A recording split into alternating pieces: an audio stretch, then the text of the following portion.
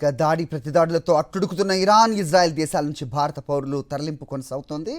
Operation సింధులో భాగంగా ఇప్పటివరకు Iran నుంచి 2294 మంది స్వదేశానికి తిరిగి వచ్చారు. తెల్లవారుజామున వచ్చిన విమానంలో ఇరాన్ నుంచి వచ్చిన వారిలో 16 మంది ఏపీ వాసులు కూడా ఉన్నారు.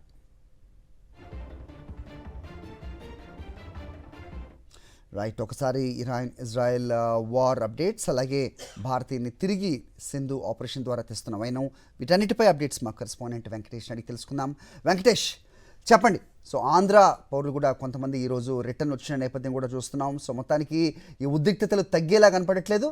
భారత్ పాకిస్తాన్ విషయంలో చేసిన ప్రకటన ప్రస్తుతం ఇరాన్ తోసిపుచ్చిన కారణంగా మరోసారి వెలుగులోకి వచ్చింది అనుకోవచ్చా వెంకటేష్?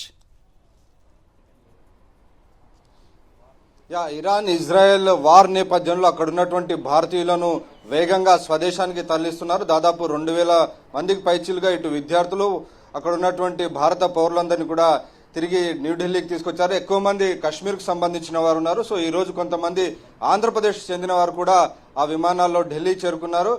వారు మనతో ప్రస్తుతం ఉన్నారు. నంద్యాలకు చెందినటువంటి విద్యార్థి ఉన్నారు. సో నారాయణ, మీరు ఎందుకు ఇరాన్ వెళ్ళారు? ఇప్పుడు అక్కడ పరిస్థితి ఎలా ఉంది? మేము అక్కడికి ఎంబీబీఎస్ చేయడానికి వెళ్ళాము. ప్రస్తుతానికి అయితే సిచ్యువేషన్ అంతా సర్దుమణింది.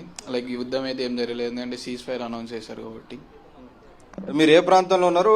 టెహ్రాన్కి ఎంత దూరంలో ఉంటుంది మీకు? మేము ఉండే సిటీ వచ్చేసి కెర్మాన్ ఉంటాం. మేము కెర్మాన్ అనేది టెహ్రాన్కి 700 కిలోమీటర్ డిస్టెన్స్ ఉంటుంది. 14 hours జర్నీ పడుతుంది అక్కడి నుంచి ఇక్కడికి. సో అక్కడ ఎట్లా ఉంది? ప్రజలంతా భయపడిపోతున్నారా? అందరూ అక్కడి నుంచి వేరే దేశాలకు వెళ్తున్నారా? ఆర్మేనియా కానీ మిగిలిన ప్రాంతాలకు? కెర్మాన్ అయితే సేఫ్ అని ఉంది. అక్కడ ఉన్నటోళ్ళు అయితే అంత ఇబ్బంది అయితే, టెన్షన్ అయితే ఏం లేదు. కానీ లైక్ టెహరాన్ సిటీ కానీ, ఇస్ఫహాన్, మస్జిద్, ఈ సిటీలన్నీ కొంచెం డేంజర్ జోన్లో ఉండే, ఎందుకంటే మిలిటరీ బేస్ వల్ల అటాక్స్ ఎక్కువ జరిగాయి అక్కడ. సో మీకు ఏమనిపించింది? అక్కడ ఉండడం సేఫ్ కాదు, తొందరగా ఇండియాకి రావాలనిపించింది ఈ యుద్ధ నేపథ్యంలో? అవును, అలానే అనిపించింది. ప్లస్ మా యూనివర్సిటీ వాళ్ళు కూడా ఒక స్టెప్ ముందర తీసుకొని మాకు ఎగ్జామ్స్ క్యాన్సిల్ చేసేసి ఉండడం సేఫ్ కాదని చెప్పి ఇండియన్ ఎంబసీ వాళ్ళకి చెప్పేసి, ఇండియన్ ఎంబసీ అక్కడ నుంచి మాకు మొత్తం కేర్ తీసుకొని ఇండియా వరకు వచ్చి వదిలిపెట్టారు.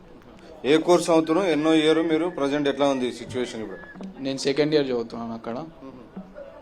ఎంబీబీఎస్ 2nd year చదువుతున్నావు. సో ఇక్కడ సీట్ రాక అక్కడికి వెళ్ళిపోయావా? అక్కడ స్టాండర్డ్ ప్లస్ మనీ ఫీజు తక్కువ అని చెప్పి అక్కడికి వెళ్ళాము. ఎంతమంది ఉన్నారు మీతో పాటు? ఇంకెంతమంది తెలుగు వాళ్ళు అక్కడ ఉన్నారు? తెలుగు వాళ్ళు మొత్తం 6 మంది ఉన్నాం మేము అక్కడ. మీ సౌత్ నుంచి అయితే 30 మంది ఉన్నాము.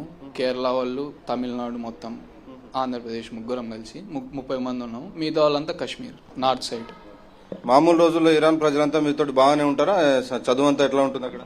చాలా బాగుంటారు వాళ్ళు. లైక్ ఇండియన్స్ కి చాలా రెస్పెక్ట్ ఇస్తారు వాళ్ళు. వాళ్ళకైతే ఇబ్బంది అయితే ఏం లేదు.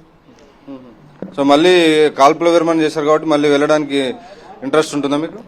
లైక్ ఈ 2 months మాకు కంటిన్యూ చేస్తాం. ఈ 2 months మాకు సమ్మర్ హాలిడేస్ ఉన్నాయి. హాలిడేస్ తర్వాత మా యూనివర్సిటీ వాళ్ళు ఎగ్జామ్స్ ఉన్నాయి, లేదంటే ఆన్లైన్ క్లాస్ పెడతాం అనేది గ్రూప్లో టెక్స్ట్ పెడతామని చెప్పారు. దాన్ని బట్టి మేము వెళ్ళాలా లేదా అనేది డిసైడ్ చేసుకో. ఇండియన్ ఎంబసీ మిమ్మల్ని ఇక్కడికి ₹1 ఖర్చు కాకుండా తీసుకొచ్చిందా?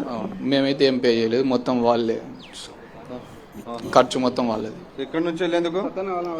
ఇక్కడ నుంచి మేము తీసుకుంటాం. ఇక్కడ నుంచి మీరు తీసుకుంటారు? ఆంధ్రప్రదేశ్ ప్రభుత్వం మీకు ఖర్చు పెట్టట్లేదా? లేదు. సో చూడొచ్చు హరి, ఆంధ్రప్రదేశ్ ప్రభుత్వం ఇక్కడ వీరిని స్వస్థలాలకు పంపించట్లేదు, ఖర్చు చేయట్లేదు అని విద్యార్థులు చెప్తున్నారు. సో వారిని ఇరాన్ నుంచి మాత్రం కేంద్ర ప్రభుత్వం ప్రత్యేక విమానంలో, వాయుసేనకు సంబంధించినటువంటి విమానంలో ఢిల్లీకి తీసుకొచ్చింది. సో ఇక్కడ నుంచి విద్యార్థులు తమ సొంత ఖర్చులతో నంద్యాలకు వెళ్తున్నటువంటి పరిస్థితి మనకు కనబడుతుంది. చాలా మంది విద్యార్థులు ఉన్నారు. సో నెక్స్ట్ బులెటిన్ లో మళ్ళీ మీతో మాట్లాడిస్తాను. నరేంద్ర అనే విద్యార్థి కూడా ఉన్నారు. సో ఈ ప్రస్తుతానికైతే కాల్పుల విరమణ ప్రకటించారు. సో కాల్పుల విరమణ ప్రకటించినటువంటి నేపథ్యంలో సిచ్యువేషన్ అసెస్ చేసుకుని విద్యార్థులు తిరిగి తమ స్టడీస్ కంటిన్యూ చేయడానికి ముందుకు వెళ్తామని చెప్తున్నారు. హరి, రైట్ వెంకటేష్, మొత్తానికి సీజ్ ఫైర్ అనౌన్స్ చేసిన తర్వాత పరిస్థితిలో కొంత మార్పు వచ్చింది అంటూ అక్కడ చదువుతున్న భారతీయ విద్యార్థులు అక్కడి నుంచి ఢిల్లీ వచ్చి మాట్లాడుతున్న సిచ్యువేషన్ కూడా మనం చూసాం.